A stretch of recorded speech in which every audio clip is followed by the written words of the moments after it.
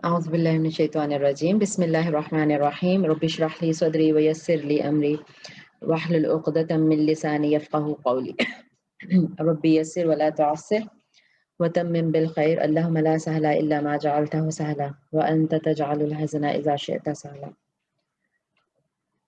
اللهم انفعني بما علمتني وعلمني بما ينفعني وزدني علما آمين يا رب العالمين اللهم صل على محمد وعلى آل محمد كما صليت على إبراهيم وعلى آل إبراهيم إنك حميد مجيد اللهم بارك على محمد وعلى آل محمد كما باركت على إبراهيم وعلى آل إبراهيم إنك حميد مجيد آمین. اللہ تعالیٰ کی حمد و ثنا اور پیارے نبی صلی اللہ علیہ وآلہ وسلم پر درود و سلام کے بعد آپ سب کا میں استقبال کرتی ہوں اس کلاس میں. الحمدللہ اللہ کی توفیق سے، اللہ کے خاص احسان اور کرم سے ہم دوبارہ جڑ گئے رمضان کے بعد. اللہ تعالیٰ نے ہمیں توفیق دی کہ ہم اس سلسلے کو جاری رکھیں، اور کچھ نئے چہرے بھی نظر آ رہے ہیں مجھے. چہرے تو نہیں، نام نظر آ رہے ہیں، تو ان کے لیے میں ضروری سمجھتی ہوں کہ میں ایک دفعہ تعارف کروا دوں اپنا، تاکہ سب کو پتہ ہو. مجھے یاد ہے پچھلی کلاس میں جب میں نے شروع کیا تھا دورہ قرآن، ہم نے جو کیا تقریباً نومبر میں ہم نے شروع کیا تھا، تو اس میں مجھ سے سوال پھر کسی نے کیا تھا کہ مطلب آپ کہاں سے پڑھایا آپ نے، یا آپ کہاں سے پڑھائیں گی. تو مجھے بہت اچھا لگا تھا، کیونکہ جس سے ہم دین سیکھ رہے ہیں، جس سے ہم دین کے لیے جڑے ہیں، اس کے بارے میں علم ہونا بہت ضروری ہے.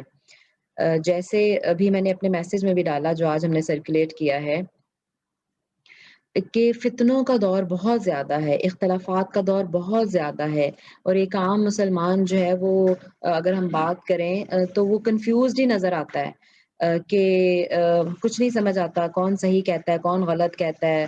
مولوی، ہمارے ہاں تو مولوی کلچر ہے ایک، تو مولویوں نے بس اپنی اپنی باتیں بنائی ہوئی ہیں، ٹھیک ہے. تو میرا ان کو جواب، ایسے سب لوگوں کو میرا جواب یہی ہوتا ہے کہ بہترین حل یہ ہے کہ آپ خود قرآن کی طرف آئیے، ٹھیک ہے، اور خود قرآن کو سمجھیے، کیونکہ یہ وہ کسوٹی ہے جس پہ آپ غلط اور صحیح کا فیصلہ کریں گے. تو انشاءاللہ، اور آج چونکہ ہم اس کو شروع کرنے جا رہے ہیں، تو یقیناً میں شروع میں تھوڑا سا اس کا انٹروڈکشن بھی دوں گی قرآن کے تفسیر کے حوالے سے، کہ وہ اس کا مطلب کیا ہے اور کہاں سے وہ لینی چاہیے، اس پہ بھی تھوڑی سی بات کریں گے آج، کیونکہ یہ پہلی تعارفی کلاس ہے. تو سب سے پہلے میں اپنا تعارف دے دوں. رفت میرا نام ہے، رفت رشید. میرے والد صاحب کا نام عبدالرشید تھا، اور ایم اے اسلامیات تو کیا ہوا ہے میں نے، لیکن ایم اے اسلامیات کرنے کے بعد ہم سمجھیں کہ میں اسلامیات کی اسٹوڈنٹ بنی، ٹھیک ہے، کیونکہ اس کے بعد ہی آپ کو اتنا بیسک پتہ چلتا ہے کہ آپ آگے پھر فردر جائیں. تو پہلی میری استادہ تھیں، استاذہ نسرین تھیں. وہ ہمارے محلے میں ہی، ہماری گلی میں انہوں نے ترجمہ تفسیر کا وہ شروع کیا ہوا تھا، ان کے ساتھ میں نے کیا شادی سے پہلے، الحمدللہ. لیکن وہ ظاہر ہے بالکل بنیادی تھا ایک کورس میرا، کہہ لیں اس کو 1.5-2 سال میں نے مکمل کیا. اس کے بعد شادی کے بعد جب یہاں قطر آئی تو الحمدللہ یہاں پہ بھی مجھے بہت اچھے اساتذہ کرام ملے، اور ان سے جڑنے کا موقع ملا. تو القلم اکیڈمی کے نام سے اب ہمارے شیخ صاحب نے شروع کی ہوئی ہے. عبدالعفو صاحب، شیخ عبدالعفو صاحب ہیں، جو کہ مدینہ یونیورسٹی سے، وہاں عمر آباد انڈیا سے ہیں، وہ وہاں سے وہ فارغ التحصیل ہیں، اور ماشاءاللہ خود بھی حافظ قرآن ہیں، ان کے والد صاحب بھی حافظ قرآن تھے، سارے بہن بھائی حافظ قرآن ہیں ان کے، اور عالم ہیں، اور ان کے ساتھ جڑنے کا الحمدللہ موقع ملا. تو فنار میں کورس شروع کیا ان کے ساتھ. عالمہ کا کورس ہی ہے وہ بھی، المرشدات کے نام سے، المرشدین والمرشدات کے نام سے کورس ہے، مدینہ یونیورسٹی کا کورس ہی وہ ہمیں کرا رہے ہیں، لیکن ذرا مختصر کر کے، ٹھیک ہے. تو اس میں ابھی میں خود ایک طالبہ کی حیثیت سے ہوں. وہ 12 لیولز کا کورس ہے، اور اس وقت میں 8ویں لیول میں ہوں اس میں. اور اس میں ہم ترجمہ تفسیر تو یقیناً ہے، اس کے بعد عقیدہ ہم پڑھ رہے ہیں ان سے، اور تاریخ پڑھ رہے ہیں. اس میں ہم نے سیرت النبی پڑھی ہے، اس کے بعد خلفاء کا دور مکمل ہو چکا ہے، حضرت علی رضی اللہ عنہم تک ہم نے کر لیا خلفاء کا دور.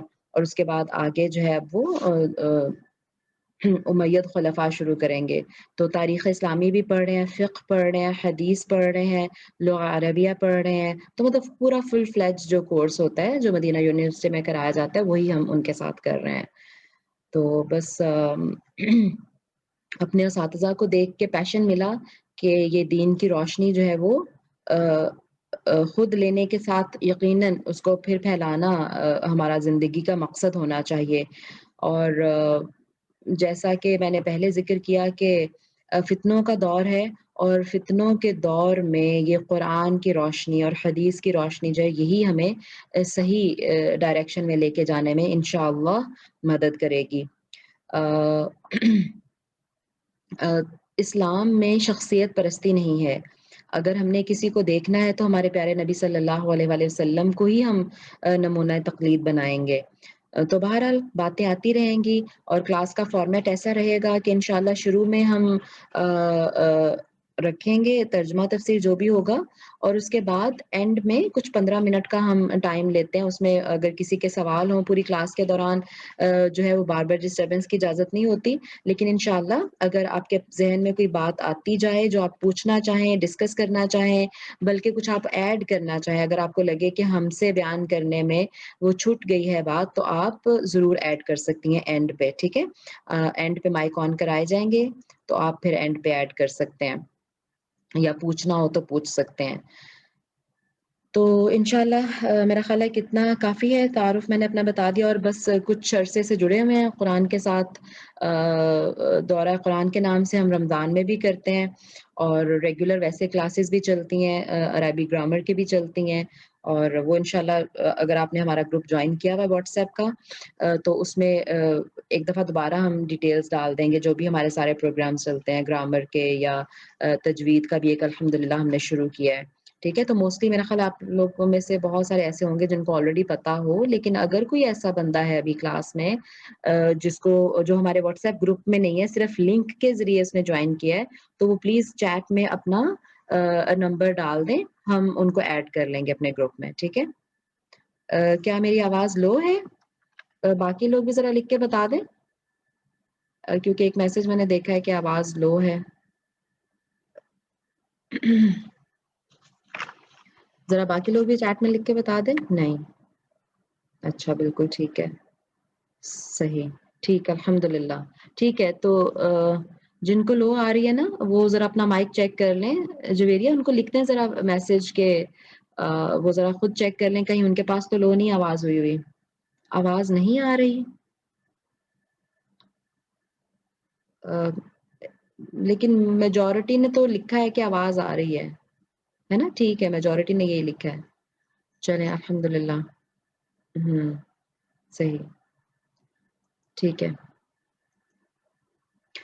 اچھا، تو جیسے میں نے ذکر کیا کہ فتنوں کا دور ہے اور قرآن و حدیث سے جڑ کے ہمیں چلنا ہے، تو میں ابھی آپ کو تفسیر کا بھی تھوڑا سا انٹروڈکشن دیتی ہوں کہ تفسیر کس کو کہتے ہیں اور کیا اس کے ماخذ ہوتے ہیں، ٹھیک ہے؟ تو تفسیر جو لفظ تفسیر ہے وہ فسرہ سے نکلا ہے، جس کے معنی ہوتے ہیں کسی ڈھانپی اور پوشیدہ چیز کو بیان کرنا اور واضح کرنا، ٹھیک ہے؟ یہ تفسیر کا لفظی مطلب ہی یہ ہے۔ تو اب یہ جو ہم تفسیر کا علم ہم کریں گے، ٹھیک ہے؟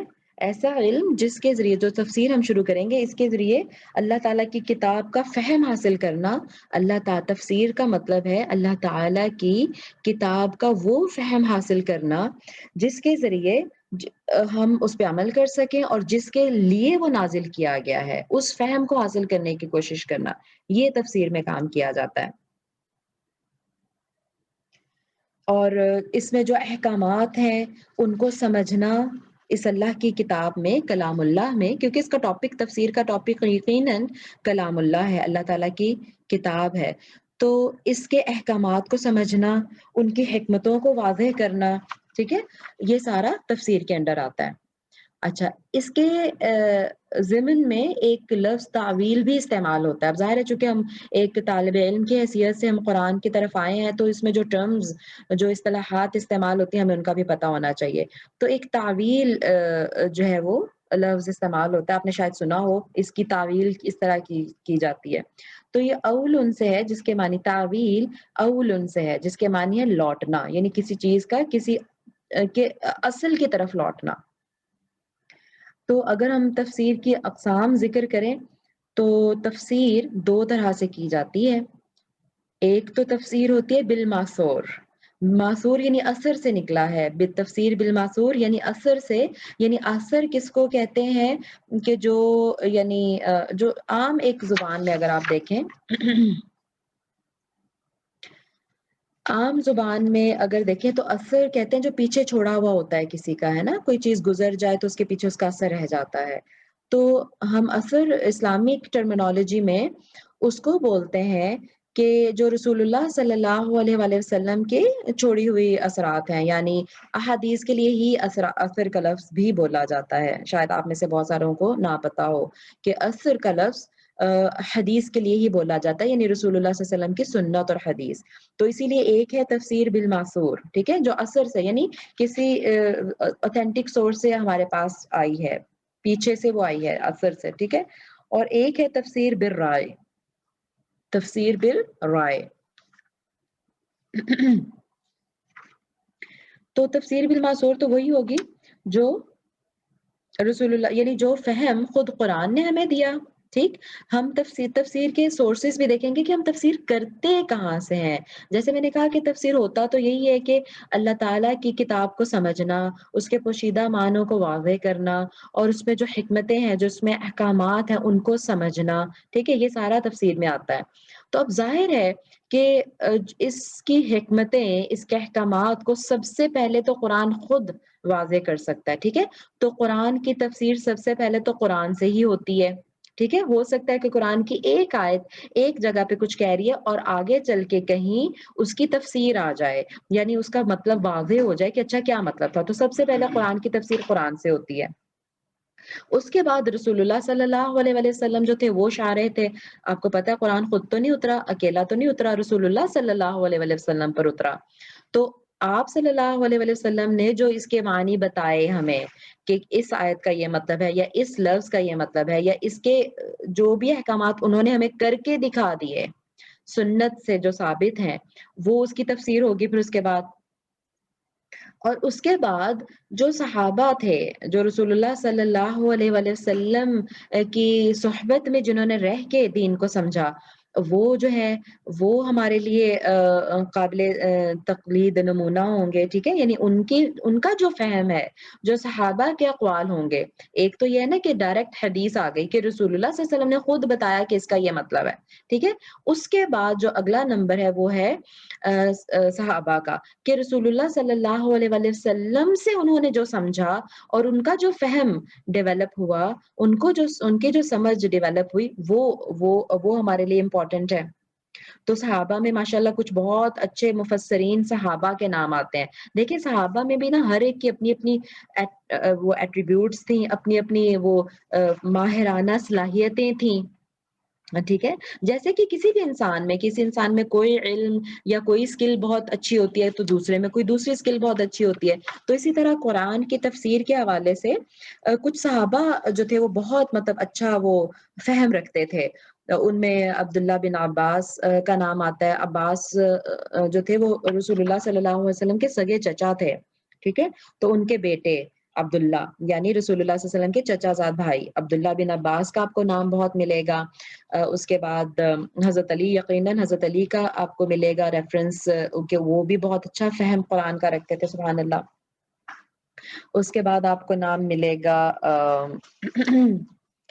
عبداللہ بن مسعود کا ملے گا، ٹھیک ہے۔ تو یہ تو بہت اسٹانچ صحابہ ہے جو آپ کو تفسیر میں ان کا نام ملے گا۔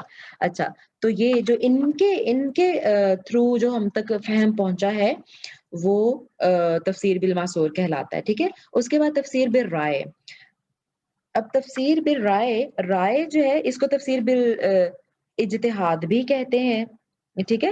اس میں کچھ علماء تو اس کو کمپلیٹلی منع کرتے ہیں، بلکہ حرام کہتے ہیں کہ اس میں جو ہے وہ اپنی رائے سے تفسیر نہیں کرنی، ٹھیک ہے۔ اور کچھ جو ہیں وہ کچھ اصول کے تحت اس کو جائز قرار دیتے ہیں، ٹھیک ہے۔ وہ کہتے ہیں کہ تفسیر بالرائے کمپلیٹلی حرام نہیں ہے، لیکن جو تفسیر کرنے والا ہے وہ اس میں کچھ شرائط پائی جائیں تو پھر وہ کر سکتا ہے، ٹھیک ہے؟ وہ شرائط کیا ہے کہ وہ جو ہے نا عربی زبان سے اس کی واقفیت ہو، ٹھیک ہے؟ یعنی جو بھی کہہ رہا ہے کہ میں اس کو قرآن کو سمجھنے کی کوشش کروں تو عربی زبان کی سمجھ اس کو ہونا ضروری ہے، قواعد پہ یقیناً اس کے بغیر وہ نہیں سمجھ سکے گا، تو کیسے اس کو پھر وہ بیان کرے گا؟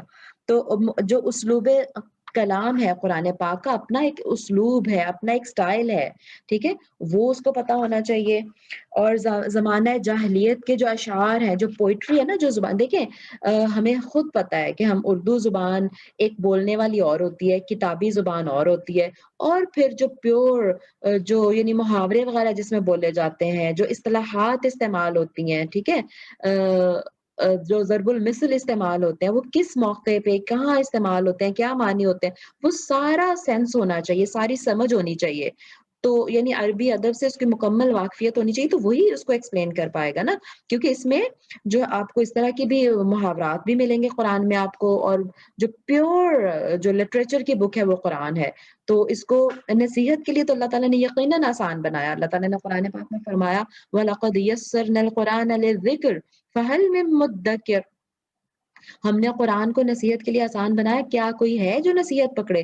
تو ایک موٹا موٹا جو ایک کانسیپٹ بڑے بڑے ڈیولپ کرنے ہیں نا، وہ تو ایک عام بندہ بھی ڈیولپ کر سکتا ہے، لیکن جو تفسیر پھر جا کے سمجھنا اس کو ڈیٹیل میں، تو وہ تب تک کوئی شخص نہیں کر سکتا جب تک اس کو عربی ادب پہ مہارت نہیں ہوگی، ٹھیک ہے؟ تو عربی زبان پہ اس کی مہارت ہونا بہت ضروری ہے۔ اس کے علاوہ جو اور پھر شاعری، میں نے جیسے کہا، جو اس وقت کے جو لٹریچر تھا عرب کا، پرانا لٹریچر، وہ اس پہ اس کو کمانڈ ہونا چاہیے۔ اس کے بعد ناسخ اور منسوخ آیتوں کا اس کو علم ہونا چاہیے، مطلب ایسا ہے کہ کچھ آیات جو اس وقت رسول اللہ صلی اللہ علیہ وسلم پہ نازل ہوئی، یعنی مکی زندگی میں، ہو سکتا ہے مدنی زندگی میں کچھ اور احکامات آ گئے، یا مدنی زندگی کے آغاز میں کچھ تھا اور پھر بعد میں کچھ اور احکامات آ گئے ہوں، کیونکہ گریجولی تقریباً 23 سال میں قرآن پاک نازل ہوا ہے، ٹھیک ہے نا؟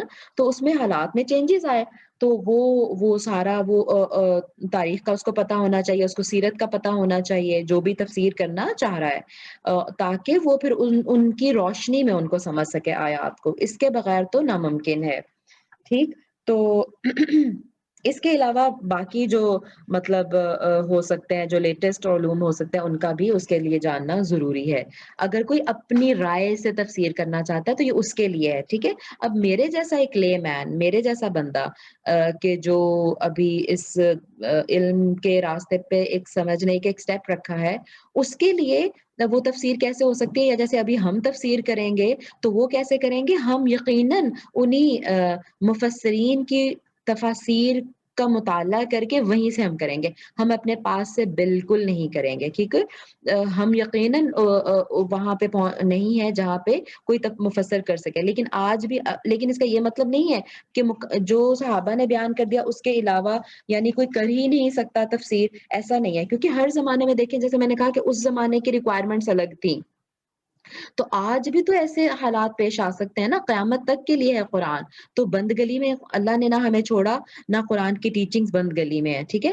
تو بیسک رولز قرآن کے لے کے اس سے رولنگز نکالنا موجودہ زمانے کی ضرورتوں کے مطابق وہ آج کے بھی علماء کر سکتے ہیں، جو ان کنڈیشنز کو پورا کریں، جیسے جو میں نے ساری پہلے ذکر کر دی، ٹھیک ہے؟ تو میرا خیال ہے بات واضح ہو گئی ہوگی کہ تفسیر بالرائے وہ علماء کر سکتے ہیں جو اس کنڈیشنز کو پورا کریں جو میں نے ذکر کی، اور تفصیل بالمعصور تو الحمدللہ وہ تو ایکسیپٹیبل ہے ہی سب کے لیے، کہ وہ تو ڈائریکٹ احادیث کی، قرآن کی روشنی میں، پھر احادیث کی روشنی میں، پھر صحابہ کے اقوال کی روشنی میں ہوتی ہے۔ اور اگر میرے جیسا بندہ اٹھ کے کہ ہاں میں تفسیر کروں، اس آیت کا یہ مطلب ہے، تو وہ اللہ تعالی ہم سب کو معاف کرے، وہ منع ہے، وہ نہیں کرنی چاہیے، ٹھیک ہے؟ تو میں بھی آپ کے سامنے جو رکھوں گی وہ انشاءاللہ علماء کی تفسیر ہی رکھوں گی، ٹھیک ہے، بس نقل کروں گی وہاں سے کہ اس طرح سے علماء نے کہا ہے، اور پھر انشاءاللہ صحیح احادیث کی روشنی میں جو تفسیر ہوگی وہی ہم لینے کی کوشش کریں گے، اور اسی وجہ سے ہم نے انشاءاللہ ایک حدیث کی کلاس بھی رکھی ہے کہ چلو قرآن کے ساتھ ساتھ ہم تھوڑا حدیث سے بھی نہ ہو ہماری ڈیولپ ہو، تو انشاءاللہ ہفتے کو ہماری حدیث کی کلاس رہے گی، اس کے شروع میں بھی میں حدیث کا انٹروڈکشن انشاءاللہ دوں گی کہ صحیح حدیث کیا ہوتی ہے، ڈفرینٹ ٹائپس کیا ہوتی ہیں، تاکہ تھوڑا سا ہماری اویئرنیس ہو، لیکن اس کے علاوہ انشاءاللہ باقی اگر کسی کا کوئی سوال ہوگا تو وہ تو ہم اینڈ پہ لے لیا کریں گے۔ اور تفسیر کے سلسلے میں جو مطلب باتیں آ سکتی ہیں کہ اسرائیلیات میں سے کچھ لیا ہوتا ہے، آپ کو یہ ٹرم سننے میں اگر ملے، مجھ سے بھی ملے یا کہیں اور کوئی بول رہا ہو اس سے آپ کو ملے، تو اسرائیلیات سے مراد وہ خبریں یا وہ روایات ہیں جو اہل کتاب سے منقول کی گئی ہیں، ٹھیک ہے؟ اہل کتاب کس کو کہتے ہیں؟ عیسائی اور یہودیوں کو، یہ بھی آپ کو ٹرم بہت ملے گی، قرآن میں بھی ملے گی، تفسیر انشاءاللہ آپ سنیں گے تو اس میں بھی بار بار یہ ٹرم یوز ہوگا، اہل کتاب۔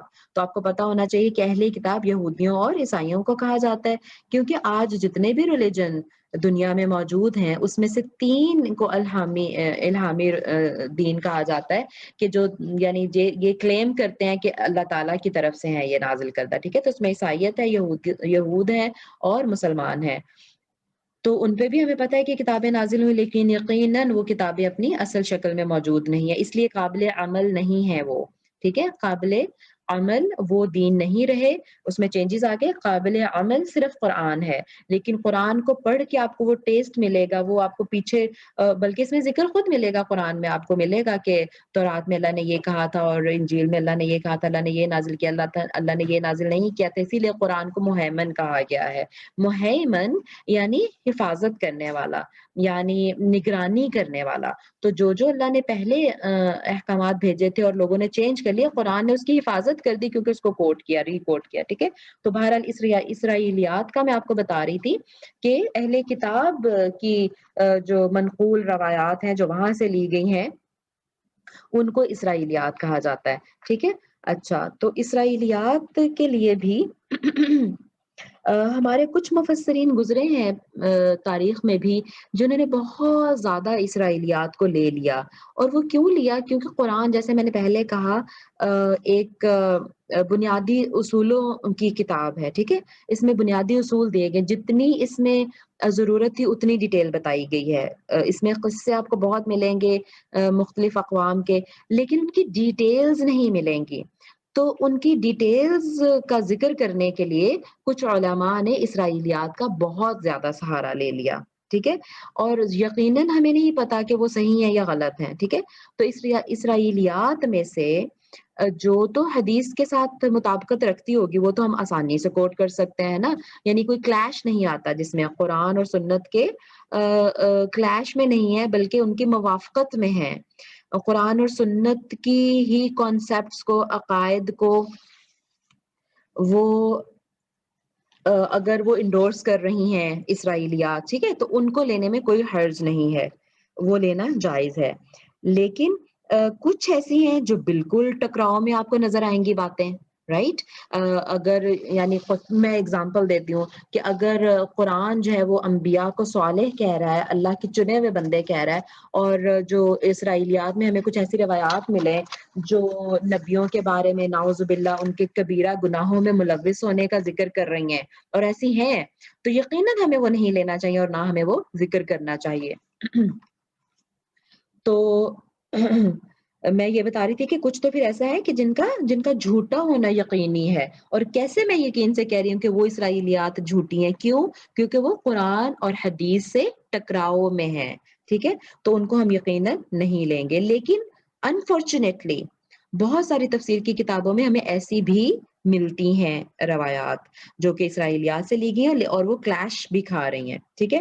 اچھا، تیسری ٹائپ کی اسرائیلیات وہ ہو سکتی ہیں جس کے بارے میں خاموشی اختیار کی گئی ہے، ٹھیک ہے؟ اس کا کیا مطلب ہے کہ یعنی وہ نہ تو ٹکراؤ میں ہے، قرآن و حدیث کے ٹکراؤ میں بھی نہیں ہے، اور قرآن و حدیث کی موافقت میں بھی نہیں ہے، یعنی قرآن و حدیث کے عقائد یا احکامات کو انڈورس بھی نہیں کرتی، پکا بھی نہیں کرتی، اور نہ ہی اس کے ٹکراؤ میں ہے، ان کے بارے میں خاموشی اختیار کی گئی ہے کہ اس کا صحیح یا غلط ہونا ظاہر ہے، ہمیں اس کے بارے میں ہمیں شیورٹی نہیں ہے، ٹھیک ہے؟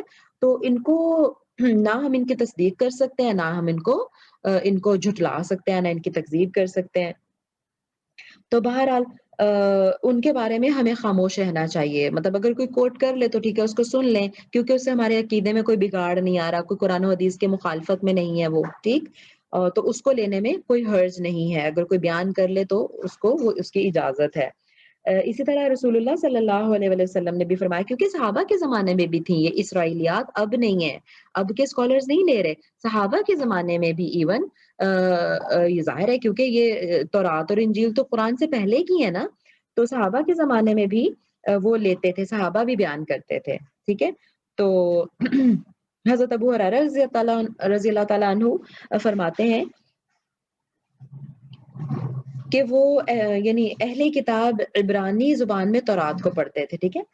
عبرانی زبان میں تورات کو پڑھتے تھے اور اس کی تفسیر عربی میں کرتے تھے۔ تو مسلمانوں کے لیے رسول اللہ صلی اللہ علیہ وسلم نے یہ ہدایت کی کہ تم اہل کتاب کی تصدیق مت کرو، بلکہ یہ کہو کہ ہم اس پر ایمان لاتے ہیں جو ہم پر نازل کیا گیا، اور جو تم پر نازل کیا گیا اس پر بھی عمومی طور پر، ٹھیک ہے؟ تو مطلب یہ ایک محتاط رویہ اسرائیلیات کے بارے میں ہمارا ہونا چاہیے۔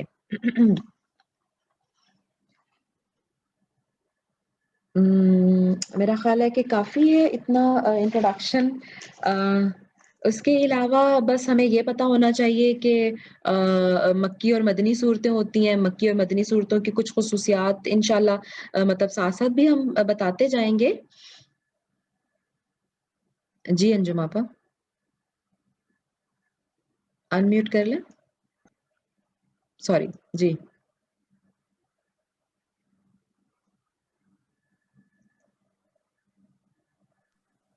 السلام علیکم۔ وعلیکم السلام ورحمۃ اللہ وبرکاتہ۔ اللہ تعالیٰ قبول فرمائے، ربنا تقبل منا، ہماری سب کی کوشش۔ اچھا رفت، میرا خیال ہے شاید اس پوائنٹ پر ایک سوال تو سب کے ذہن میں آ رہا ہوگا۔ جی ماشاءاللہ سے آپ نے جو تفسیر کی اقسام بتائیں اور ساری چیزیں، تو ہو سکتا ہے یہ سوال سب کے ذہن میں آ رہا ہوگا جی کہ نہ تو آپ خود سے تفسیر کر رہی ہیں، جی نہ جو آپ کے گروپ کے ممبرز ہیں وہ خود سے کرتے ہیں۔ ماشاء جی اللہ ہمارے اس دور میں ہمارے پاس کتابوں کا، تفسیروں کا اتنا بڑا ذخیرہ ہے جی کہ ہم سب اس سے کوشش کرتے ہیں کہ استفادہ کریں اور پھر آگے بات کو آپ دوسرے لوگوں تک پہنچائیں۔ جی جی میرے خیال سے ہو سکتا ہے بہت سے لوگ یہ پوچھنا چاہیں کہ ہم پرسنلی طور پہ آپ کیا کوئی ریکمینڈ کرتی ہیں کہ کون سی تفسیر ہمیں پڑھنی چاہیے؟ اچھا پرسنلی طور پہ دیکھیں جو جیسے سب اپنے گھروں میں پڑھنا چاہتے ہیں خود سے بھی، ایک تو یہ آپ کا قرآن کی، یہ سعودی قرآن کی تفسیر ہے جو آپ کر رہی ہیں، تو کیونکہ سوالات اکثر جب آپ کسی سے بات چیت کرتی ہیں تو اکثر لوگ سوالات کرتے ہیں یہ سب تفسیر صحیح نہیں ہے، ان کی تفسیر صحیح نہیں ہے، فلاں عالم کی، ہے نا، یہ کچھ ہوتے ہیں نا کوشچن، جی لوگ جی جی کنفیوز رہتے ہیں۔ تو میں نے کہا تھوڑا سا اس پہ بھی اگر آپ کچھ کلیئر کر دیں پوائنٹ تو بڑا اچھا ہو جائے گا۔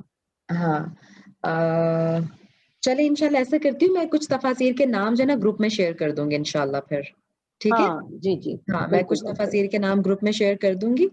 اور جی دیکھیں، اور دوسری بات یہ ہے کہ دیکھیں جیسے میں نے کہا نا کہ ایک تو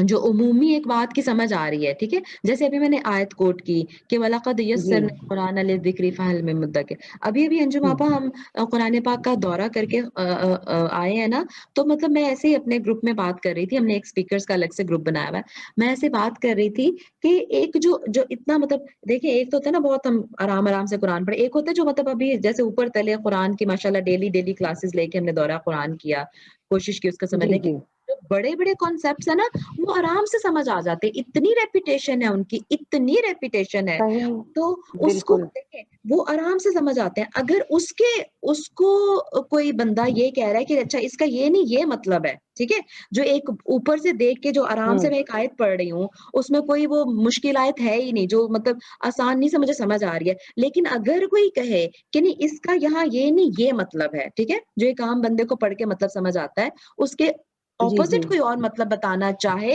تو he should bring reference، بس یہ میرا آپ سے آپ کو ایک مشورہ ہے کہ آپ اس کا پھر ضرور ان سے کہیے کہ پھر کیا اگر آپ کو آپ کہہ رہے ہیں کہ نہیں یہ مطلب ہے، تو آپ یہ مطلب کہاں سے سمجھ رہے ہیں؟ کیا اس کے کوئی حدیث ہے؟ کیا اس کا کوئی ریفرنس ہے؟ اور حدیث پھر صحیح حدیث کی روشنی میں اگر ان کی وہ رائے ہوئی تو ہم اس کو ایکسپٹ کریں گے، ٹھیک ہے؟ اب میرا خیال ہے کہ بات واضح ہو گئی نا، کیونکہ میرا ظاہر ہے رابطہ بھی رہتا ہے۔ ایک بات مجھے تو یہ سمجھ آ رہی ہے آرام سے، ٹھیک ہے، اس کی بالکل سادی، دیکھیں کچھ آیات ہیں جو مشکل ہیں قرآن کی، وہ بھی انشاءاللہ خود قرآن کی صورت میں ہی آ جائے گا کہ اس کی کچھ جو آیات ہیں متشابہات ہیں، ٹھیک ہے، اور کچھ محکم آیات ہیں۔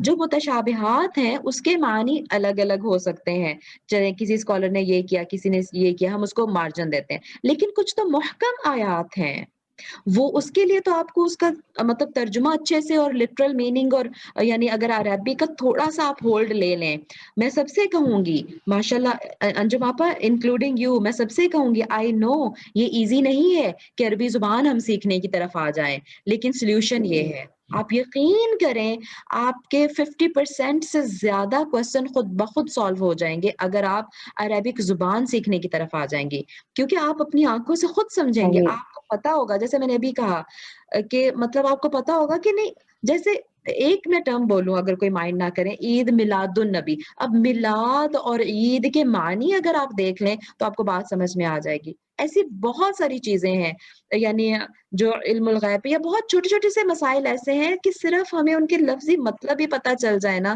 تو ہم جو ہے وہ ہم ان کو چیزوں کو سمجھ سکتے ہیں، ٹھیک ہے؟ تو ایسی کوئی چیز کہ جو آپ کو قرآن کی آیت سے پڑھ کے، اور میں آپ کو بتاؤں جیسے اگر آپ نے بات شروع کی ہے کہ بہت سارے لوگ تو کہتے ہیں کہ نہیں قرآن تو پڑھنا ہی نہیں آپ نے خود سے۔ جی جی بالکل، اسی بات کو کیوں پیش نہیں نظر پڑھنا؟ رکھ کے میں نے بولا۔ جی جی میں آپ نے سوال کیا تو میں وہ کھل کے بات کروں گی اس پہ، ٹھیک ہے؟ تو مطلب آپ دیکھیں تفسیر لیں اور تفسیر میں آپ ترجمہ پڑھیں، ٹھیک ہے، اور ترجمہ پھر وہی بات ہے، اللہ کا لاکھ لاکھ شکر ہے کہ ترجمے میں بھی اس طرح کے اتنے چینجز نہیں ہیں، ٹھیک ہے؟ تھوڑے سے لفظ ادھر ادھر آپ کو لگیں گے، کسی نے کسی اور لفظ سے کیا ہے، کسی نے کسی اور لفظ سے کیا ہے، لیکن اس کے لیے بھی اگر آپ خود تھوڑا سا کوشش کر کے عربی گرامر کو سمجھیں اور ترجمہ خود آپ کو کرنا آ جائے، آپ کو لفظوں کا پتہ چل جائے تو آپ کو بہت سہولت ہوگی، نمبر 1، ٹھیک ہے؟ اچھا اب ترجمہ آپ کر رہی ہیں اور آپ دیکھ لیں اچھا ترجمے سے تو مجھے یہ لگ رہا ہے، لیکن اس تفسیر میں یہ کوئی بھی تفسیر پڑھیں، بیان دیکھیں کیسے ہم کر سکتے ہیں، لیکن آپ کو لگے کہ نہیں یہ تو عالم جو ہیں امام صاحب جو ہیں یہ تو یہ لکھ رہے ہیں، ٹھیک ہے، تو اس کے ریفرنس میں کیا انہوں نے کوئی حدیث دی ہے؟ اور حدیث پھر وہی بات ہے کہ حدیث انشاءاللہ صحیح حدیث کی روشنی میں ہونی چاہیے، لیکن وہ بھی پھر حدیث کا علم ہے، دین کا علم ہے، وہ ہمیں اس کے راستے پہ ضرور ہمیں آنا ہے تو ہمیں پتہ چلے گا۔ میں جیسے میں نے کہا کہ انشاءاللہ حدیث کی بھی ہم نے اسی لیے کلاس شروع کی ہے ساتھ کہ تھوڑا سا حدیث کا بھی ہم ناؤ ہاؤ لیں، حدیث کی کیٹیگریز کو بھی دیکھیں کہ کس بیس پہ وہ اس طرح سے کیٹیگرائز کی جاتی ہیں، ٹھیک ہے انشاءاللہ۔ تو ایک علم کا سفر شروع کیا ہے، باقی کچھ جو تفاسیر ہیں جس میں صحیح احادیث کے ریفرنس سے بات کی گئی ہے وہ انشاءاللہ میں گروپ میں شیئر کر دوں گی۔ اس میں ایک تفسیر سعدی ہے جو ٹو دی پوائنٹ ہے، اور باقی مولانا مودودی کی بھی تفسیر پہ مطلب کوسچن اٹھتے ہیں، کچھ لوگ اٹھاتے ہیں، لیکن بہت زیادہ ڈیویشن میں نے اس میں نہیں دیکھی۔ ڈاکٹر اسرار احمد کی سن لیں، اس میں بھی کوسچن اٹھاتے ہیں کچھ لوگ، لیکن بہت زیادہ نہیں اس میں نے دیکھا ڈیویشن، ٹھیک ہے؟ تو انشاءاللہ اس کے علاوہ بھی میں کچھ تفاسیر کے شیئر کر دوں گی ریفرنسز، ٹھیک ہے؟ انشاءاللہ، ہم جزاک اللہ موسٹلی خیرن۔ وہی کے کلیئر ہو گیا انجم آپا؟ جی جی واز میں آئی تو ایبل ٹو؟ ہاں میں تو یہ چاہ رہی تھی کہ آپ کی آپ اگر نظر میں چونکہ کچھ ہے تو آپ پلیز بتا دیجئے اگر نہیں آپ نہیں کچھ ایڈ بالکل کرنا نہیں، چاہیں۔ نہیں اچھا، نہیں میں تو یہی چاہ رہی تھی کہ کیونکہ ہوں میں بھی ایک عام، میرے اطراف بھی عام سی خواتین ہیں جن کو ہوں قرآن پڑھنا ایک دشوار اس لیے لگتا ہے کیونکہ مرد حضرات یہ بولتے ہیں کہ فلاں تفسیر کا کون سا گروپ جوائن کر لیا تم لوگوں نے، کیا کر رہے ہو کیا نہیں کر رہے ہو۔ یہ آپ کو پتہ ہے نا پاکستان میں تو یہ بہت چیزیں بہت زیادہ ہے، کامن ہے، ابھی بھی میرے گروپ میں ہے بعض خواتین ایسی، سن رہی ہوں گی وہ یقیناً، کہ میں ان کو یہی کنونس کرتی ہوں کہ بھائی اتنا مشکل کام نہیں ہے جتنا آپ لوگ سمجھتے ہو، جی جی جی، اور آپ اب میں اور آپ ایسے دور میں، ایسے بلیسڈ دور میں ہے کہ میں اگر کوئی بھی کتاب اٹھاؤں تو میرا اپنا ذاتی تجربہ ہے رفت، ایک کتاب اٹھائی تو مجھے ایسے لگا اس سے بہترین کوئی کتاب نہیں ہے سبحان کسی اللہ. نماز کے اوپر مثال کے طور پہ.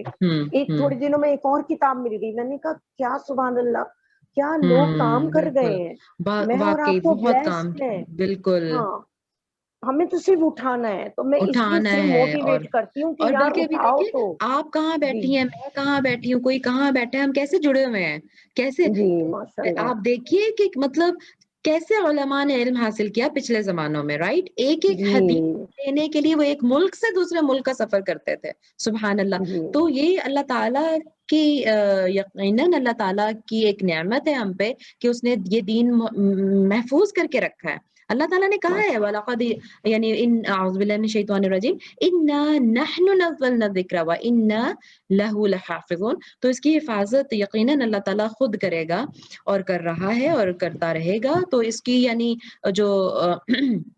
جو کوششیں چلتی ہیں اس کو بگاڑنے کی، اس کے پھر جواب میں لوگ اللہ تعالیٰ نے ایسے بھی پیدا کیے ہیں جو ہر دور میں اس کی حفاظت، صحیح عقیدے اور صحیح علم کی حفاظت کرتے رہیں گے اور لے کے بے چلتے رہیں شک. گے. شروع سے کی ہے.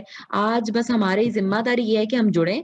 اور بس میں نے وہ بتا دیا کہ آپ کسی بھی گروپ سے جڑیں، آپ یہ دیکھ لیجئے کہ کیا وہ آپ کو کسی اور شخصیات کے اقوال بتا کے آپ کو ایکسپلین کرنے کی کوشش کر رہے ہیں یا حدیث کی طرف لے کے آ رہے ہیں. تو میرا خیال ہے کہ پھر بات واضح ہو جائے گی انشاءاللہ. چلے ٹھیک ہے. اب میرا خیال ہے کہ انٹروڈکشن ہو گیا. اگر کسی ایک اور ہاتھ اٹھا ہوا تھا کافی دیر سے، انشاءاللہ پھر میں بعد میں لیتی ہوں ان کو. تو اب ہم شروع کرتے ہیں.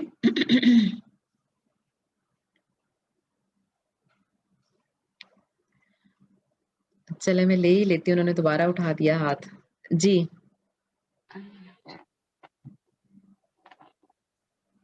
السلام علیکم ورحمۃ اللہ. وعلیکم السلام ورحمۃ اللہ. ٹیچر جو آپ نے وہ شرائط بتائی تھی نا کہ جی اگر یہ شرائط ہوں کہ عربی پہ عبور حاصل ہو، جی اس طریقے سے ہو، تو پھر وہ قرآن کی یعنی کہ تفسیر کر سکتے ہیں. تو ٹیچر دیکھیں آج کا جو دور ہے نا وہ بہت فتنوں کا دور جی ہے. اگر کسی کو اس میں بگاڑ بھی پیدا کرنا ہے نا، کیونکہ میں سمجھتی ہوں اس میں بہت کچھ بگاڑ پیدا کیا جا رہا ہے اور ہو رہا ہے. تو وہ لوگ بھی جو ہے یہ علم حاصل کرنے، بگاڑ پیدا کرنے کے لیے اس علم پر اتنا عبور حاصل کر لیتے ہیں کہ ہمیں ان کو پہچاننا صحیح مشکل ہو جاتا ہے. صحیح بالکل صحیح کہا آپ نے. اور بالکل یہ اور بات بھی ٹیچر صحیح ہے. میں یہ سمجھتی ہوں، دیکھیں اللہ تعالیٰ نے جو فیصلے فرما دیے، جو قرآن میں دو ٹوک باتیں کہی جا چکی ہیں، ان میں کچھ بھی رد و بدل نہیں ہو نہیں سکتی. ہو سکتا. فرض کریں بالکل. جیسے شراب کا حکم ہے، اگر آج ہم کسی سے فتویٰ لینے جاتے ہیں اور بولتے ہیں ہمیں یہ بیماری ہے، ہمیں اس طریقے سے ہے کہ اس کا علاج ہی آخر میں شراب ہی ہے، تو وہ جو ہے وہ ہمارے لیے راستہ نکال دے گا اور وہ ہمیں بول دے گا ہاں یہ صورتیں بن رہی ہیں، اس صورت میں آپ اس کا استعمال کر سکتی ہیں، اس کا استعمال جائز ہے. تو صحیح. کیسے ہو سکتا ہے پھر یہ ٹیچر؟ تو میں سمجھتی ہوں جو حکم قرآن میں آ گئے ہیں، جو حدیث سے ثابت ہیں، ان پہ میں بولتی ہوں اٹل رہنا چاہیے، ان پہ ہمیں بالکل. ذرا سا بھی نہیں ڈگمگانا چاہیے. شریعت تو نہیں بدل سکتی نا، شریعت تو نہیں بدل شریعت سکتی. یہی تو نا،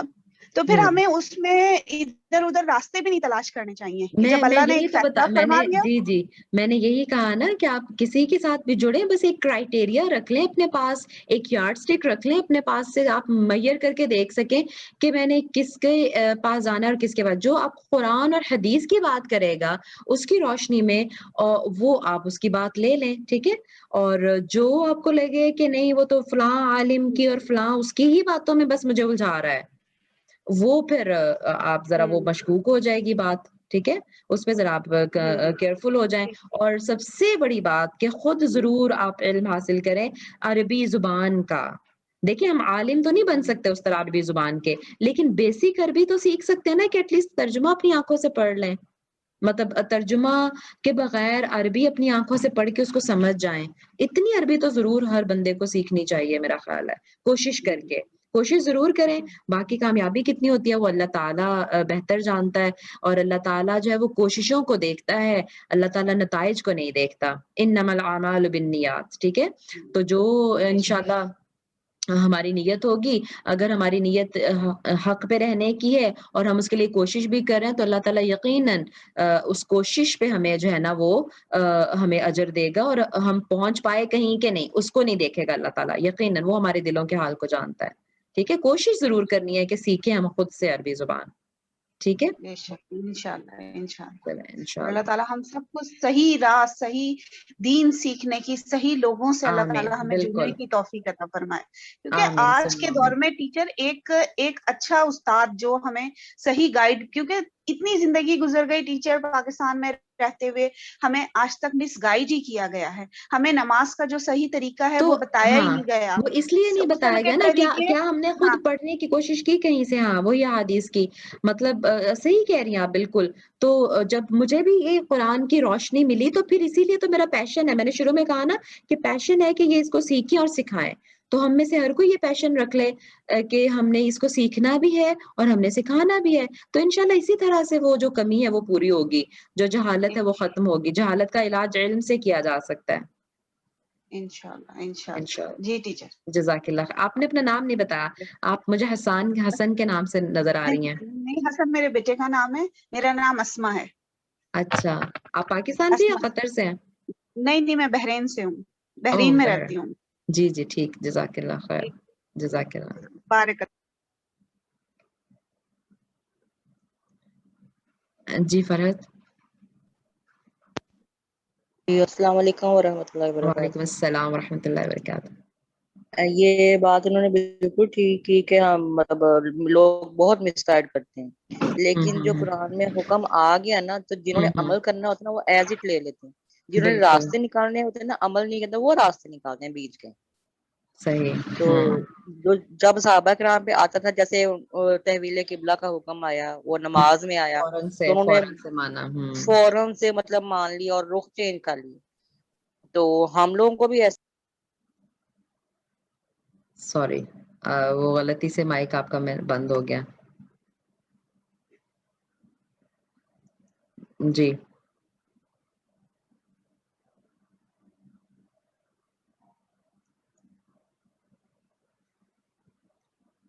چلے، میرا خیال ہے پھر ہم ادھر اذان بھی شروع ہو گئی ہے. اذان کے بعد شروع کرتے ہیں، ہم تھوڑا سا پڑھ لیں گے آج پہ جتنا سا ہو سکا.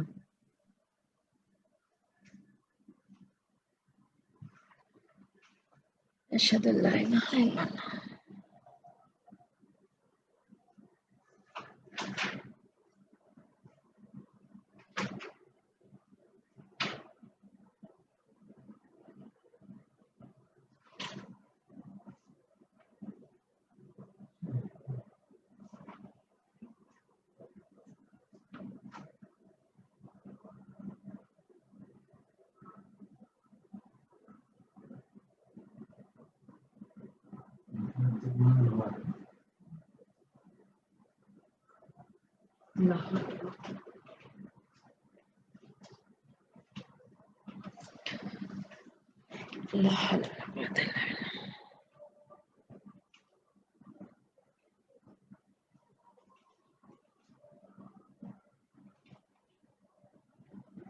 اللہ اکبر اللہ.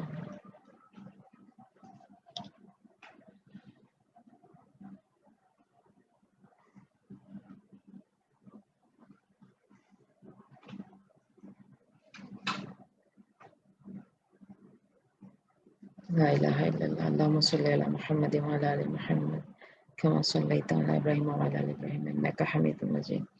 اللهم بارك على محمد وعلى ال محمد كما باركت على ابراهيم وعلى ال ابراهيم انك حميد مجيد. اللهم رب هذه الدعوة التامة والصلاة القائمة آت محمدا الوسيلة والفضيلة وابعثه مقاما محمودا الذي وعدته.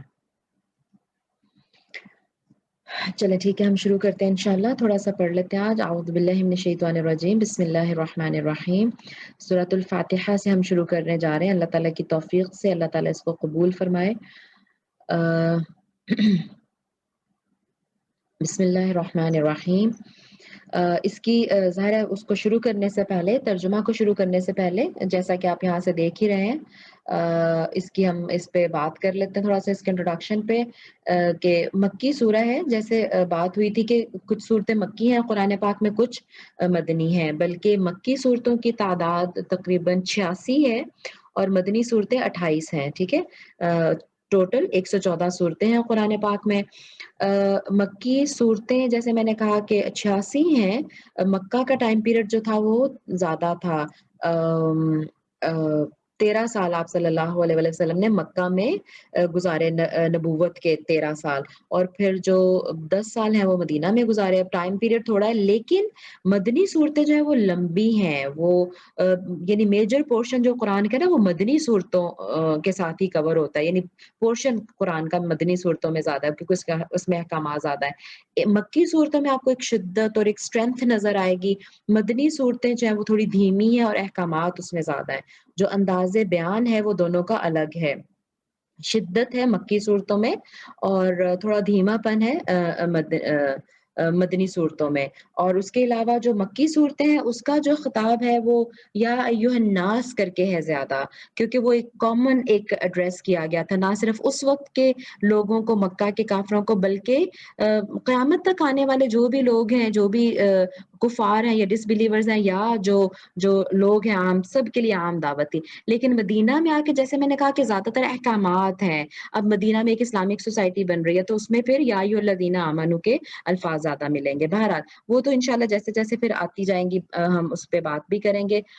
تو یہ مکی صورت ہے اور یہ پہلی صورت ہے جو مکمل طور پہ مطلب مکمل ایک صورت نازل ہوئی، جو پہلی وحی تھی جہاں سے آغاز ہوا قرآن پاک کا، رمضان المبارک کا ہی مہینہ تھا، ایک تاک رات تھی، اور غار حرا میں آپ صلی اللہ علیہ وسلم پہ پہلی وحی آئی، وہ تھی اقرأ بسم ربک الذی خلق، رائٹ، تو پڑھ اپنے رب کے نام سے۔ تو وہ سورہ علق میں ہے، جو کہ وہ 96 نمبر سورہ جا کے 30th پارہ میں آپ کو نظر آئے گی۔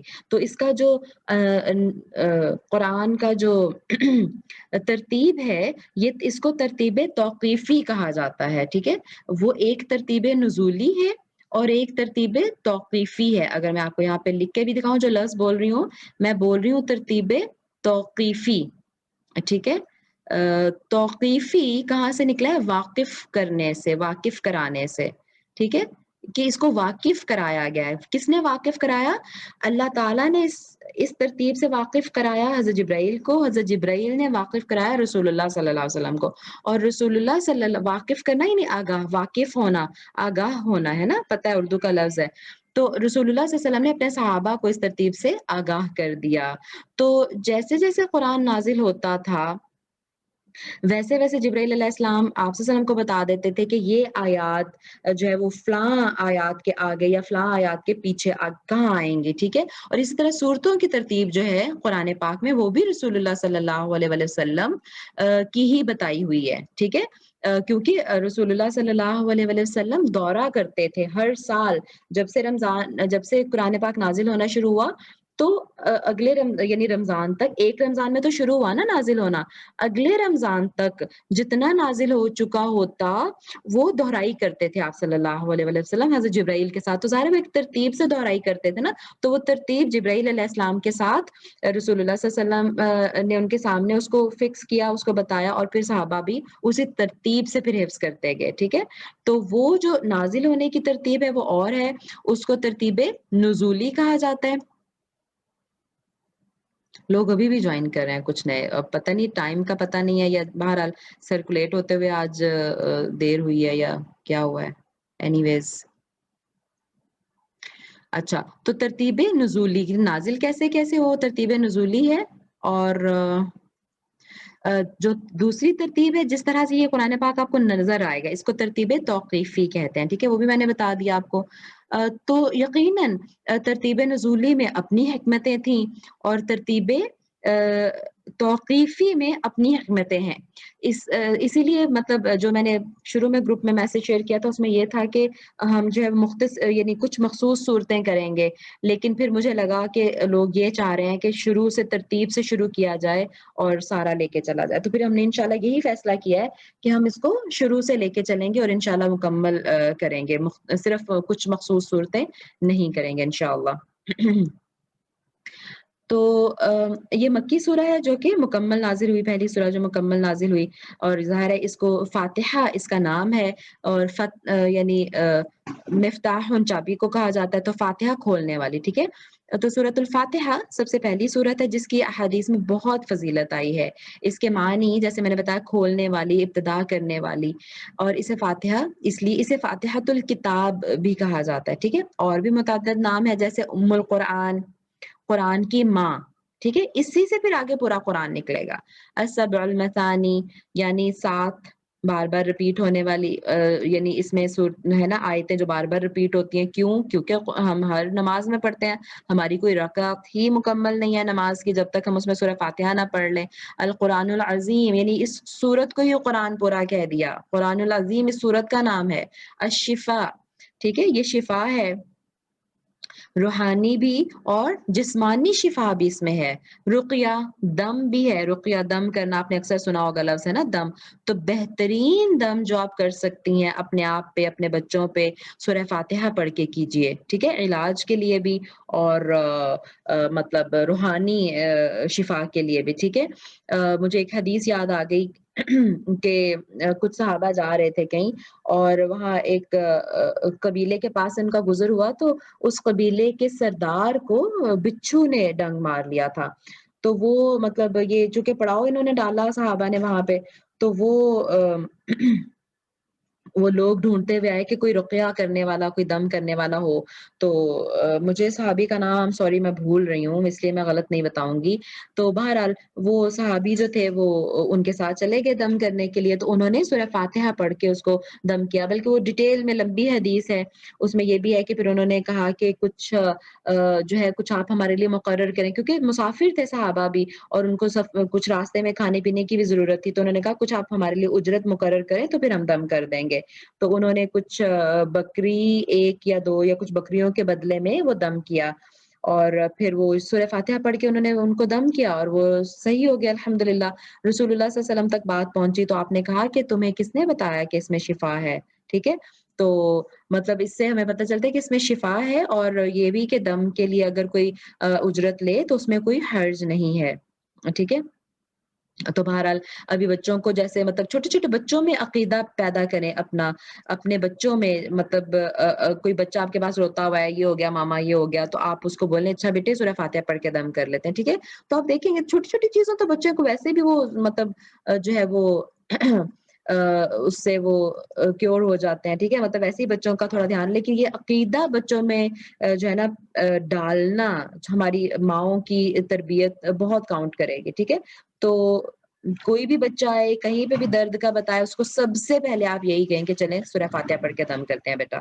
ٹھیک ہے، اس کے علاوہ پھر جو ہے کچھ احادیث میں بھی ہیں شفا کی دعائیں. ٹھیک ہے، تو وہ بھی انشاءاللہ ہم ساتھ پڑھ سکتے ہیں. تو بہرحال اس کا ایک نام الصلاۃ بھی ہے. ٹھیک ہے، جیسا کہ حدیث قدسی میں ہے. اب دیکھیں یہاں پہ اس میں انشاءاللہ آپ یہ دیکھیں گے کہ جہاں جہاں حدیث لکھی ہے نا، آپ کو ساتھ میں حدیث کا ریفرنس ملے گا. دس از دا کرائٹیریا آپ جہاں پہ غلط اور صحیح میں فرق کر سکتے ہیں. ٹھیک ہے، کہ یہ اپنے پاس سے کسی نے نہیں گھڑی ہوئی، صحیح مسلم کی حدیث ہے. ٹھیک ہے، باقی انشاءاللہ جب حدیث کی ہماری کلاس ہوگی تو حدیث کی کلاس میں ایکسپلین بھی کر دوں گی کہ مطلب کون کون سی حدیث ہیں ہمارے پاس، صحیح حدیث کون سی ہیں. تو انشاءاللہ وہ وہاں پہ بات ہو جائے گی، تو وہ بھی آپ کو تھوڑا سا آئیڈیا ہو جائے گا. تو یہ صحیح مسلم میں حدیث ہے، حدیث قدسی. حدیث قدسی بھی بتا دوں چونکہ ٹرم آئی ہے کہ ایسی حدیث جو اللہ تعالی کے الفاظ ہیں اور آپ صلی اللہ علیہ وسلم نے ایز اٹ از ہم تک پہنچا دی. ویسے جو حدیث کا ٹرم ہے وہ تو رسول اللہ صلی اللہ علیہ وسلم کے الفاظ ہیں نا, ٹھیک ہے, کہ آپ صلی اللہ علیہ وسلم کے جو بھی باتیں ہیں, جو بھی ایکشنز ہیں, آپ کے بارے میں ایون جو احوال ہیں, وہ سب کو حدیث کہا جاتا ہے. لیکن حدیث قدسی لفظ نظر آئے تو اس کا مطلب ہے کہ جو اللہ نے رسول اللہ صلی اللہ علیہ وسلم کو کہے, جبرائیل کے تھرو نہیں آئے وہ, ٹھیک ہے, وحی کی بھی مختلف اقسام تھی. تو جو قرآن ہے پورا وہ تو جبرائیل کے تھرو آیا. لیکن یہ جو حدیث قدسی جس کو کہا جا رہا ہے, ہو سکتا ہے اللہ تعالیٰ نے آپ کے دل میں ڈال دی, یا ویسے آواز آپ کو سنائی دی, یا کسی بھی اور طریقے سے پردے کے پیچھے سے سنوا دینا, یا وہی کے سارے لٹرل میننگ ہوتے ہیں. تو حدیث قدسی بہرحال وہ ہے جو اللہ تعالیٰ کے ہی الفاظ ہیں, ایز اٹ از رسول اللہ صلی اللہ علیہ وسلم نے ہم تک پہنچا دیے. لیکن یہ قرآن نہیں ہے. قرآن جو ہے وہ بھی کلام اللہ ہے, اللہ کا کلام ہے, لیکن حدیث جو ہے وہ قرآن سے ہٹ کے ہے, ٹھیک, لیکن اللہ تعالیٰ کے الفاظ ہیں. تو کیا ہے حدیث قدسی؟ اللہ تعالیٰ نے فرمایا قسمت الصلاۃ بینی و بین عبدی, قسمت میں نے تقسیم کر دی الصلاۃ صلاۃ بینی میرے درمیان, و بین عبدی اور میرے بندے کے درمیان, ٹھیک ہے. میں نے صلاۃ یعنی نماز کو, ویسے تو صلاۃ کا لفظ ہی مطلب ہم نماز کرتے ہیں نا, اس کو میں نے اپنے اور اپنے بندے کے درمیان تقسیم کر دیا. تو جیسے ابھی میں نے کہا کہ اس کے لیے یعنی اس کا نام بھی الصلاۃ ہے نا, ٹھیک ہے, اس سورت کا نام, تو یہ بھی آدھی آدھی تقسیم ہوئی ہے, ٹھیک ہے. سورہ فاتحہ مراد سورہ فاتحہ ہے, جس کا نصف حصہ اللہ تعالیٰ کے حمد و ثنا اور اس کی رحمت اور ربوبیت اور اس کی عدل اور بادشاہت پر بات کرتا ہے. انشاءاللہ جب ہم شروع کریں گے تو آپ دیکھیں گے کہ آدھی آیات جو ہے وہ اللہ تعالیٰ کے تعارف میں اور اللہ تعالیٰ کی شان میں, اللہ تعالیٰ کی ذات کے بارے میں ہے, اور اس کا اگلا آدھا حصہ جو ہے, ٹھیک ہے, وہ انسان کے بارے میں ہے, ٹھیک ہے. اس میں دعا ہے ہماری, اس میں ہم جو اللہ تعالیٰ سے مانگنا چاہ رہے ہیں وہ ہے. تو اس حدیث میں سورہ فاتحہ کو نماز سے تعبیر کیا گیا, ورنہ جو ویسے جو نماز ہے, جو صلاۃ ہے, وہ تو ظاہر ہے ہم پوری اللہ تعالیٰ کے لیے پڑھ رہے ہیں, اور وہ پوری ہی اس میں دعا ہے, اس میں ہم جو ہے وہ اس میں بھی ویسے اسی طرح سے صلاح ہے ہی یہ کہ ہم اس میں بھی اللہ تعالیٰ کی تعریف کرتے ہیں اور اللہ تعالیٰ سے مانگتے ہیں, ٹھیک ہے. تو بہرحال اچھا, اس سے پھر یہ الصلاۃ, اس سے یہ بھی پتہ چلتا ہے کہ نماز میں سورہ فاتحہ کا پڑھنا بہت ضروری ہے. اب رسول اللہ صلی اللہ علیہ وسلم کی ایک اور حدیث دیکھتے ہیں جو صحیح بخاری اور مسلم میں ہے, ٹھیک ہے. لا صلاۃ لمن لم یقرأ بفاتحۃ الکتاب, لا صلاۃ نہیں نماز, اس کی نماز ہی نہیں, لمن لم یقرأ جس نے نہیں پڑھی, بفاتحۃ الکتاب فاتحۃ الکتاب یعنی کتاب کو کھولنے والی یعنی سورہ فاتحہ, تو اس شخص کی نماز ہی نہیں جس نے سورہ فاتحہ نہیں پڑھی. اب یہ صحیح مسلم اور صحیح بخاری میں حدیث ہے, جو کہ بہت ہی اوتھینٹک ہے حدیث کی دونوں کتابیں. اب اس کو لے کے دیکھیں اختلافات کیوں آتے ہیں, ٹھیک. اس کا میں تھوڑا سا دوبارہ اس پہ بات کر لوں کہ وہ کہتے ہیں نا کہ فلاں مولوی یہ کہتا ہے, فلاں مولوی یہ کہتا ہے, کیا کرے بندہ, کس کی بات مانے, ٹھیک ہے. تو اس میں بھی تھوڑا سا میں آپ کو یہ گائیڈ کروں گی کہ ایک ہوتا ہے احتیاط کا رویہ, ٹھیک ہے. احتیاط کا رویہ یہ ہوتا ہے کہ میں آپ کو یہاں اسی بات سے سمجھاتی ہوں. جیسے دیکھیں, ایک تو اب یہ امام صاحب کہہ رہے ہیں کہ بھئی نماز پڑھنی ہی نہیں آپ نے, ٹھیک ہے, اس کی نماز نہیں پڑھنی نہیں, وہ کہہ رہے ہیں کہ جو مقتدی ہے یا منفرد ہیں, امام کے پیچھے نماز پڑھ رہے ہیں یا اکیلے نماز پڑھ رہے ہیں, ٹھیک ہے. اب یہ جو ہے کہ جس نے فاتحۃ الکتاب نہیں پڑھی اس کی نماز ہی نہیں ہوئی. لا صلاۃ, لا سے شروع کیا جا رہا ہے. اچھا میں چونکہ وہ اسٹوڈنٹ ہوں گرامر کی اور عربی کی اسٹوڈنٹ ہوں, عربک لینگویج کی, جیسے میں نے آپ کو بتایا, تو سبحان اللہ جب آپ وہ علم حاصل کریں گے نا عربی کا, تو آپ کو نا یہ سینس خود بخود پتہ چلتی جائے گی کہ اس حدیث میں یا اس عربک ٹیکسٹ میں یا اس جملے میں زور کس چیز پر دیا گیا ہے. جو جملے کا سٹرکچر ہے نا عربک میں, وہ آپ کو بتائے گا. تو جو بیسک عربی جتنی تھوڑی بہت مجھے ابھی سمجھ آ رہی ہے, ابھی تو میں نے آپ کو بتایا اسٹوڈنٹ ہوں, تو اس سے مجھے پتا چلا دیکھیں جملہ شروع کہاں سے ہوا, لا سے شروع ہوا جملہ, یعنی فوکس پوائنٹ یہ ہے کہ لا صلاۃ, نماز ہی نہیں ہے اس کی, رائٹ. تو مطلب وہ ایک جنرل ایک حکم آ گیا, اور خیر وہ اب ظاہر ہے اس پہ مزید تو میں بات نہیں کر سکتی ڈیٹیل میں کہ مطلب کیا رولنگز ہیں اس میں سے لینے کی, کہ ایک حدیث میں سے احکامات ہم نے کیسے نکالنے ہیں, ٹھیک ہے. لیکن بہرحال جو مختصراً یہاں پہ بات ہوئی ہے وہ یہ ہے کہ اس شخص کی نماز نہیں جس نے سورہ فاتحہ نہیں پڑھی. تو اس میں کچھ جو ہے وہ نکالتے ہیں یہ پوائنٹ کہ یہ اکیلے بندے کی نماز کے لیے، اور اگر امام کے پیچھے پڑھنی ہے تو وہ خاموشی سے کھڑے ہوں گے. ٹھیک ہے. وہ ایسا کیوں کہتے ہیں؟ وہ کہتے ہیں کہ وہ جو ایک قرآن پاک کی آیت ہے وہ کوٹ کرتے ہیں. ٹھیک ہے. تھوڑا سا کسی مسئلے کی ڈیٹیل میں ہمیں جائیں تو ہمیں باتیں سمجھ آ جائیں گی. جو کہتے ہیں کہ نہیں بھائی امام کے پیچھے جب آپ ہے نا بس چپ کر کے اپنے امام کے پیچھے کھڑے ہونا ہے، بس کچھ بھی نہیں پڑھنا. ٹھیک ہے. وہ کیا کہتے ہیں؟ کیونکہ وہ کہتے ہیں کہ قرآن پاک کی آیت ہے، یہاں پہ شاید کوٹ کی ہوگی، ہاں یہ والا، کہ وَإِذَا قُرِئَ الْقُرْآنُ، جب قرآن پڑھا جائے، قرآن کی تلاوت کی جائے، فَاسْتَمِعُوا لَهُ، تو اس کو غور سے سنو، وَانصِتُوا، اور خاموش رہو.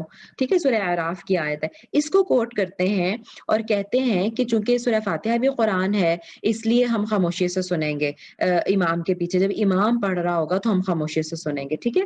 اچھا، اس کو ایک اور حدیث اب دیکھیں، جو علماء ہیں دیکھیں وہ جمع کر کے پھر ایک رولنگ ہمیشہ یاد رکھیں. کسی ایک چیز کو پڑھ کے ہم فیصلہ نہیں کر لیں گے. ٹھیک ہے.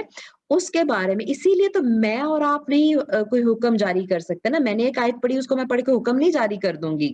ٹھیک ہے. کیونکہ جو علماء نے جو دیکھے نا ان کی نظر میں پورا ذخیرہ حدیث ہوتا ہے. ٹھیک ہے. تو وہ پھر دیکھنے کہ اچھا اس حدیث میں یوں ہے تو اس حدیث میں یوں بھی ہے. ایک دیکھیں جو ابو ہریرہ رضی اللہ عنہ کی روایت ہے، نبی صلی اللہ علیہ وسلم نے فرمایا، من صلی صلاۃ، جس نے نماز پڑھی، لم یقرأ فیہا، اس میں نہیں پڑھا، بأم القرآن، ام القرآن نہیں اس میں پڑھا، فہی خداج ثلاثا غیر تمام، یعنی کہ اس کی نماز ناقص ہے. خداج مطلب غیر تمام، تمام ہی نہیں ہوئی، پوری نہیں ہوئی، نامکمل نماز ہے اس کی. ٹھیک ہے. تو اب آپ یہ بتائیے کہ مطلب اس ایک ہم یہ والی حدیث دیکھ رہے ہیں کہ جس نے صلاۃ نہیں پڑھی، رائٹ، جس نے نماز پڑھی اور اس میں ام الکتاب، ام القرآن نہیں پڑھا، اس کی نماز نامکمل ہے. اور ایک اور جو آپ صلی اللہ علیہ وسلم کہہ رہے ہیں کہ لا صلاۃ لمن لم یقرأ بها، اس کی نماز ہی نہیں جس نے یہ نہیں پڑھی. مطلب کتنی احادیث اس سلسلے میں آ رہی ہیں کہ اس کی نماز ہی نہیں ہوتی جس نے نہیں پڑھی. ٹھیک ہے. اتنی احادیث آ رہی ہیں. اور اس کے علاوہ اگر آپ صرف اس آیت کو لے کے آپ یہ کہیں کہ نہیں بھائی ہم پیچھے کھڑے ہوں گے تو ہم خاموشی سے کھڑے ہوں گے، تو بھائی اس کی وضاحت ان حدیث سے بھی تو ہو رہی ہے نا. اس کے علاوہ جو آگے فاتحہ کے بعد آگے جو قرآن کی تلاوت ہوگی نا، اس میں سب کو خاموشی سے کھڑے ہونا ہے، اس میں تلاوت پیچھے پیچھے نہیں کرنی. ٹھیک ہے. اور یہ ہم حدیث کی روشنی میں سمجھ رہے ہیں. اسی طرح دیکھیں، اور یہ آپ نے 3 دفعہ فرمایا کہ جس نے نماز پڑھی اور اس نے ام القرآن نہیں پڑھا تو اس کی نماز نامکمل ہے.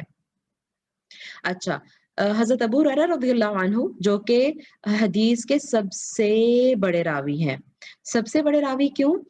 کیونکہ سب سے زیادہ حدیث ان سے روایت کی گئی ہیں، 5000 سے زیادہ، اور کچھ کہتے ہیں تقریباً 6000 حدیث حضرت ابو ہریرہ سے روایت کی گئی ہیں.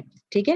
اینی ہاؤ، تو حضرت ابو ہریرہ رضی اللہ تعالیٰ عنہ مطلب ایک حدیث میں بات کرتے وہ کر رہے ہیں، ان سے عرض کیا گیا تو انہوں نے کہا کہ انا نکون وراء الامامی، امام کے پیچھے بھی ہم پڑھتے تھے. یعنی ٹھیک ہے، امام کے پیچھے بھی جب ہم نماز پڑھتے تو اس وقت ہم کیا کریں؟ تو ابو ہریرہ رضی اللہ عنہ نے فرمایا اقرأ بها فی نفسک، یہ بھی صحیح مسلم میں حدیث ہے.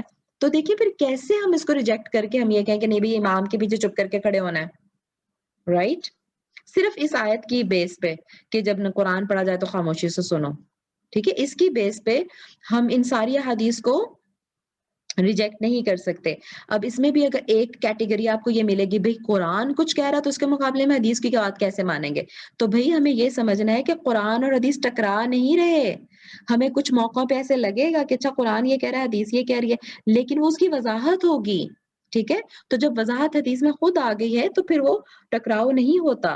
قرآن ہم جب تلاوت باقی قرآن کی ہوگی فاتحہ کے بعد، وہ خاموشی سے سنی جائے گی. ٹھیک ہے. لیکن جو سورہ فاتحہ ہے اس میں جب حدیث میں آ رہا ہے واضح طور پہ کہ امام کے پیچھے اپنے دل میں پڑھو، تو ہمیں اس کو لینا ہے. ٹھیک ہے. یہی موقف جو ہے وہ صحیح ہے، صحیح حدیث کی روشنی میں انشاءاللہ.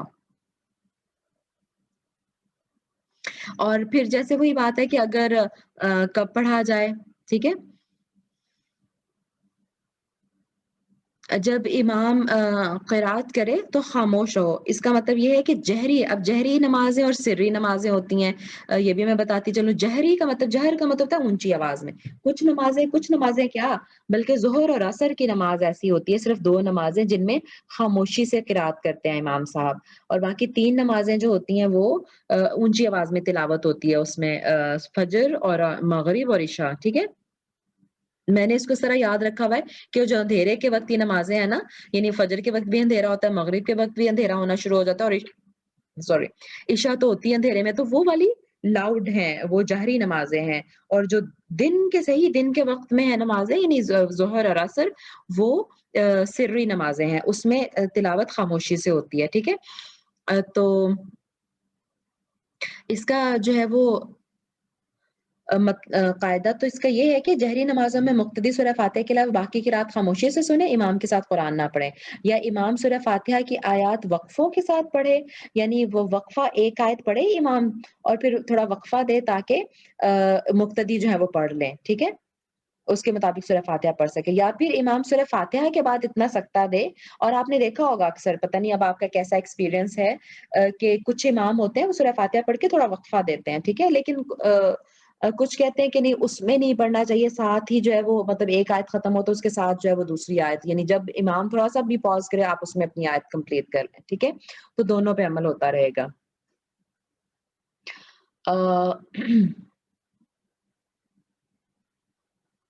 امام ابن، اچھا یہاں یہ دیکھیں ایک اور انہوں نے وضاحت کی ہے بات کی، یہاں یہ بات بھی واضح ہے کہ امام ابن تیمیہ رحمہ اللہ، ان کے نزدیک سلف کی اکثریت کا قول یہ ہے کہ اگر مقتدی امام کی قرات سن رہا ہو، ٹھیک ہے، تو نہ پڑھے، اور اگر نہ سن رہا ہو تو پڑھے. یہ ابن تیمیہ رحمہ اللہ کا قول ہے. اس کا کیا مطلب ہے؟ اس کا وہی مطلب کہ جو خاموشی سے جو امام پڑھے نا ظہر اور عصر میں، تو اس میں تو چونکہ وہ امام کچھ بھی نہیں تلاوت اونچی آواز میں کر رہے، تو اس میں پیچھے مقتدی اپنی اپنی سورہ فاتحہ پڑھ لیں، ٹھیک. لیکن اگر امام جو اونچی آواز میں تلاوت کر رہے ہیں جیسے فجر اور مغرب اور عشاء میں، تو اس میں چونکہ امام پڑھ رہے ہیں تو ان کو سن لیں بس، اس میں وہ اپنی نہ پڑھیں. یہ امام ابن تیمیہ کا فتویٰ ہے. ٹھیک ہے، چلیں میرا خیال ہے کافی اس پہ ہو گئی بات، اور ٹائم بھی ہمارا کافی ہو گیا، 8:15 ہو گئے ہیں. ٹھیک ہے، بہرحال تو بسم اللہ الرحمن الرحیم کا چونکہ بسم اللہ سے شروع ہوگی، تو بسم اللہ الرحمن الرحیم کے بارے میں بھی ایک تھوڑا سا اختلاف ہے، وہ بھی ذکر کر لیتے ہیں کہ کیا یہ ہر سورت کی مستقل آیت ہے. ٹھیک ہے، یہ ہر سورت کی آیت کا حصہ ہے، یعنی ہر سورت وہ بسم اللہ سے شروع کرنی، یا یہ صرف سورہ فاتحہ کی ایک آیت ہے، یا یہ کسی سورت کی بھی آیت نہیں ہے، ایون سورہ فاتحہ کی بھی پہلی آیت بسم اللہ الرحمن الرحیم نہیں ہے. ٹھیک ہے، اور اسے صرف دوسری سورت سے الگ کرنے کے لیے اس کو بیچ میں پڑھا جاتا ہے، پتہ چل جائے کہ اگلی سورہ شروع ہو رہی ہے. ٹھیک ہے، تو جو مکہ اور کوفہ کے قراء ہیں، قاری یعنی قاری کی جمع ہے قراء، ٹھیک ہے، تو انہوں نے سورہ فاتحہ سمیت ہر سورت کی آیت قرار دیا ہے. اس لیے وہ کہتے ہیں کہ آپ اس کے بغیر شروع ہی نہیں کر سکتے. یہ اور آپ کو نا آیات کا نمبر بھی ڈفرینٹ ملے گا، قرآن پاک کی ٹوٹل کتنی آیات ہیں اس کا نمبر آپ کو ڈفرینٹ ملے گا، کیونکہ کچھ جو ہیں وہ ہر دفعہ سورہ فاتحہ کو ہر سورت کی بسم اللہ کو ہر سورت کا حصہ سمجھتے ہیں، آیت سمجھتے ہیں. ٹھیک ہے، اور کچھ جو کہتے ہیں کہ نہیں ہے، تو اس کے حساب سے نمبر آف آیات بھی تھوڑا سا ڈفرینٹ ہو جاتا قرآن پر، بٹ اٹ ڈزنٹ میٹر، اس کے کوئی فرق نہیں اس سے پڑتا. ٹھیک ہے، تو بہرحال چونکہ اب ڈیٹیل میں بات ہو رہی تھی تو ہم نے اس پہ بات کر لی. اور بسم اللہ کے آغاز میں جو ہے چونکہ ہر کام شروع کرنے سے پہلے بسم اللہ پڑھا جاتا ہے. ٹھیک ہے، ویسے بھی سنت ہے، آپ نے کچھ بھی کرنا ہے تو بسم اللہ سے شروع کریں. تو آپ نے ترجمے میں دیکھا ہوگا کہ اللہ کے نام سے شروع کرتی ہوں یا کرتا ہوں. ٹھیک ہے، ایسے ہوتا ہے. تو حالانکہ شروع کرتا ہوں ان کے الفاظ جو ہے نا عربک میں ہے ہی نہیں، بسم اللہ کے نام کے ساتھ بس اس طرح سے ہے.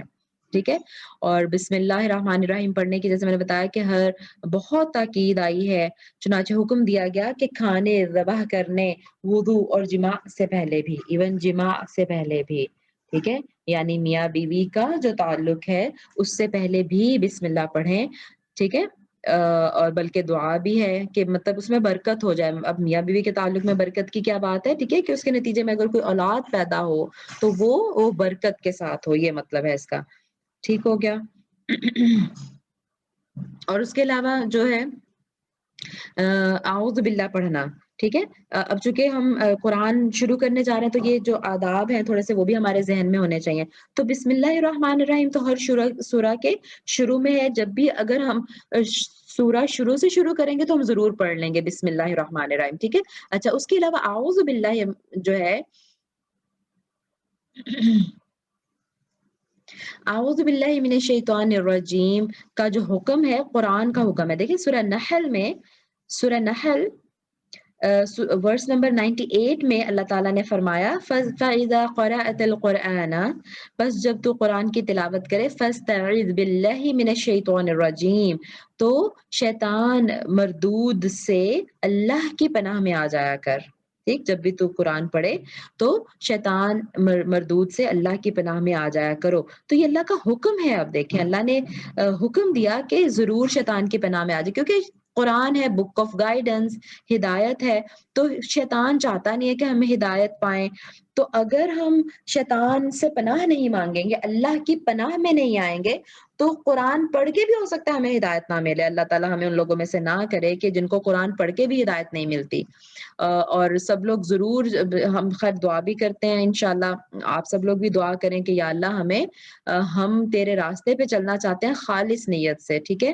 تو ہمیں سیدھے راستے پہ رکھنا کہ قرآن پڑھ کے ہمیں صحیح باتیں سمجھ آئیں, اس سے ہم صحیح فہم لے سکیں, ٹھیک ہے. تو جب بھی قرآن پڑھیں, ایون مطلب جیسے میں اپنے بچوں کو بھی گائیڈ کرتی ہوں کہ مطلب ہم پڑھ رہے ہیں, ٹھیک ہے, ویسے تلاوت ہو رہی ہے اور اس کے بعد ہم نے آپس میں باتیں کر لی ہیں. ایسا ہوتا ہے نا سم ٹائم رمضان میں ایسا ہوتا ہے قرآن پڑھنے بیٹھے ہیں تو بیچ میں ہم اپنی باتیں شروع کر دیں.